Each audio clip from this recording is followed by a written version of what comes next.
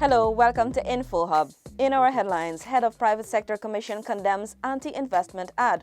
Several factors driving Guyana's projected GDP rate of 3.2%, says CDB Economics Director. And redundant sugar workers to begin contractual work with Guyanas. Stay tuned for the details of these and more.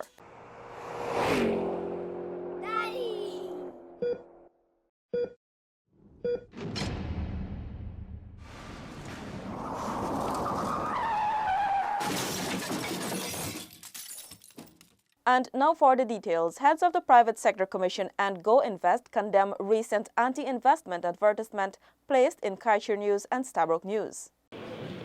The Private Sector Commission, as the umbrella body, could never support any company or newspaper publishing something that is detrimental to the national interest of investment.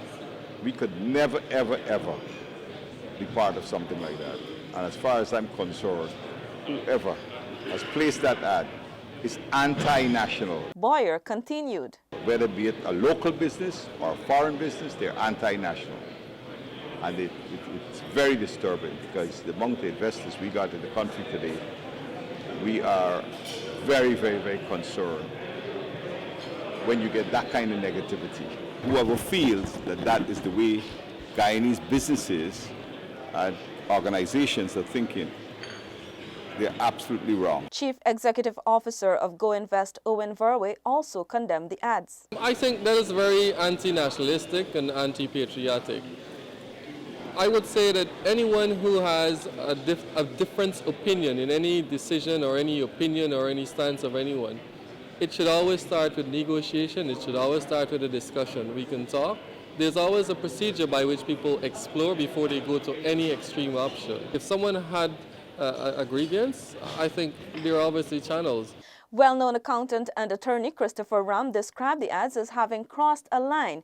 He added that he does not support an ad that discourages investment since it brings capital, technology, and provides jobs, revenue, and models of good governance practices. Stacey Carmichael now brings us the post-cabinet roundup. Minister of State Joseph Harmon today informed that the discussions on the future of the sugar industry continued at the last meeting of the cabinet on Tuesday. He said the outreaches conducted by government headed by Prime Minister Moses Nagamutu were well received by the sugar workers. Concerns were noted by the ministers for future action to be taken. Meantime, Minister Harmon, in response to questions, said the intention of the Special Purpose Unit, SPU, is to divest rather than diversify the assets of the Guyana Sugar Corporation, Guyanas. In their view, it makes better sense to have these entities running while investors have an opportunity to look at them.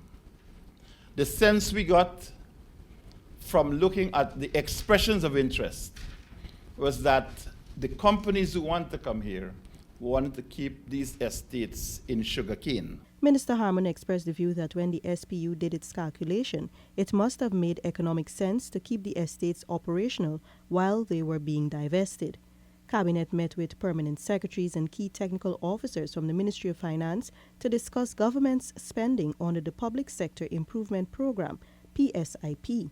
Minister Harmon recalled that under the PSIP in the years 2015, 2016 and part of 2017, funds were not efficiently disbursed and several contracts poorly administered.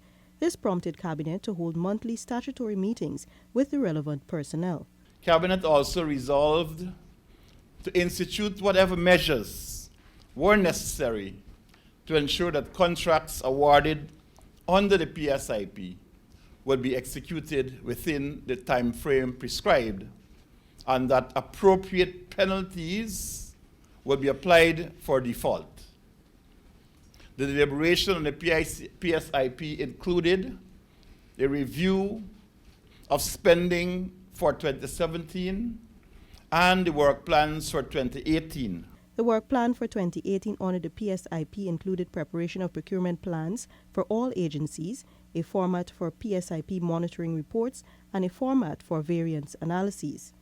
And finally, in post-cabinet roundup, Minister Harmon has explained that there is a provision in the Constitution of Guyana which allows for another level of consultations if an agreement is not met with the selection of a Chancellor of the Judiciary and Chief Justice. After the meeting which should have been held yesterday, at which the opposition leader and his team did not attend. The president took the decision that he's going to write the leader of the opposition and pointing out to him these things, and that the work of the judiciary will not be held in abeyance or will not be stymied by any interventions whatsoever.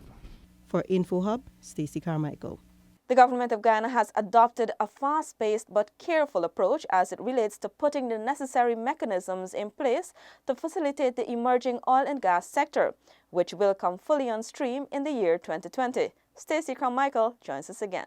Minister of Natural Resources Raphael Trotman, speaking on the sidelines of GPEX 2018, said that the government of Guyana, through the Civil Defense Commission, has a national plan in place in the event of an oil spill.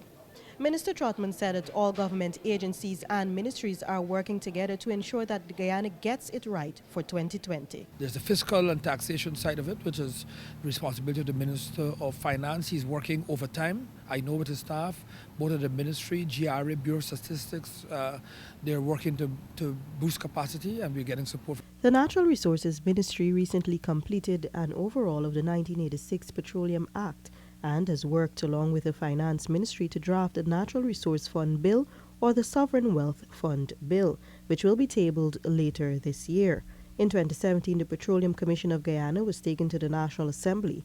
However, Minister Trotman informed that the bill is being held back to facilitate some changes. Cabinet has given me the approval to come back to make some changes, to make it more inclusive. It's a national asset, not to be seen in a partisan way, and even though the intention is not for us to control, we don't want that accusation to be made or for it to permeate, because this is a national resource. Meanwhile, the minister has expressed his elation with the response to GPEX 2018, particularly with the participation of the major oil companies from around the world. For InfoHub, Stacey Carmichael. Still on the oil and gas sector, strategic partner Exxon Mobil says the Guyana International Petroleum Business Summit and Exhibition, GPEX, provides a unique opportunity.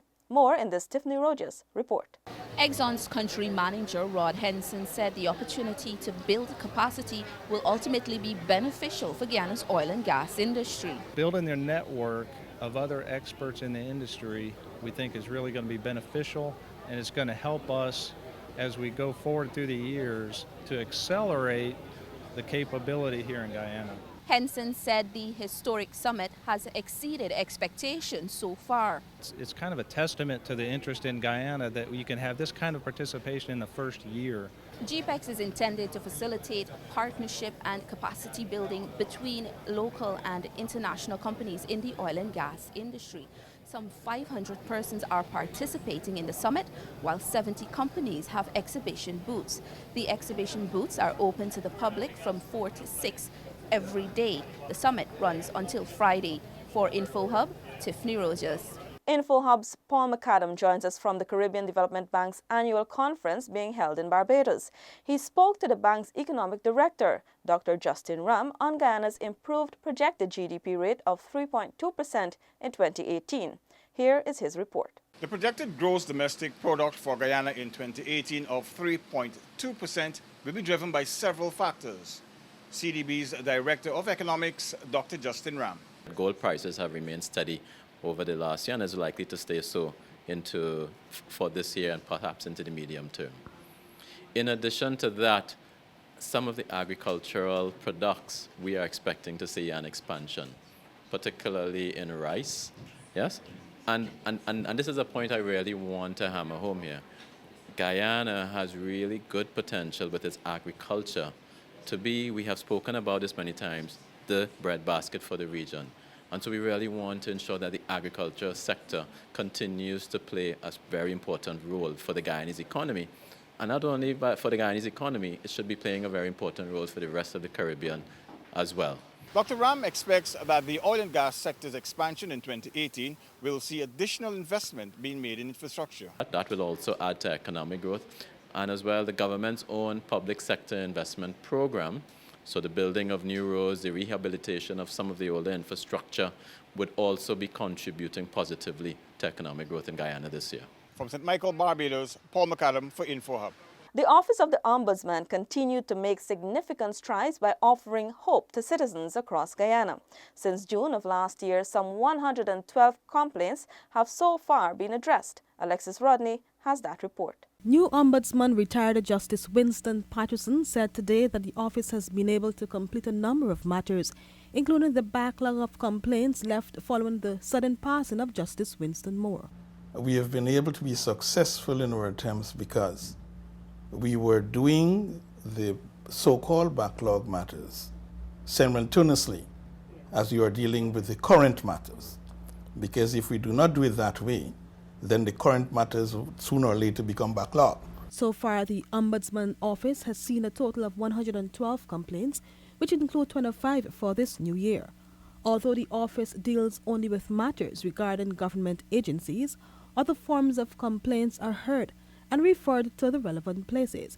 Even so, Justice Patterson said Guyanese are better off there. There are only two agencies, so to speak, persons can have redress. That is through the courts and through the Ombudsman's office. The court system, entails finance, so to speak. The Ombudsman's office is faster and no fees involved. So that is a plus. And one would tell the other, and the persons would come here on a very regular basis from all parts of the country. The office is, however, not permitted to deal with matters that are engaging the court. Out of the 112 matters, 48 were out of its jurisdiction. Alexis Rodney for InfoHub. InfoHub's Zenil Williams tells us that Minister of Natural Resources Raphael Trotman today turned aside for the establishment of a vocational academy which is going to develop local content for the oil and gas industry. The first Oilfield Service Academy is intended to accelerate the recruitment, development, and education reorientation of Guyanese to service the oil and gas industry, Chairman of Total Tech Oil Services said. Our plan is to have around 500 Guyanese come through this center over the next few years. So we really have a vision for really accelerating local content development and making this a huge success for Guyanese participation in the industry in the coming years. Natural Resources Minister Raphael Trotman pledged the government's support to the academy. Government will seek to ensure that you have a steady flow of applicants and persons who will come through, because we need persons to be able to work on rigs, we need persons to be able to work onshore and to work in the various aspects of the industry, so you can be assured that government will support this initiative 100%.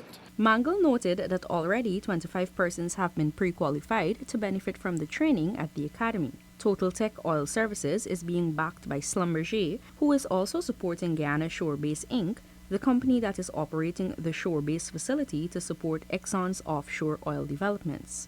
Zenil Williams for InfoHub. Workers made redundant by Gaisuco's reorganization will soon begin contractual work with the corporation. Stefan Gabriel has our final report this evening.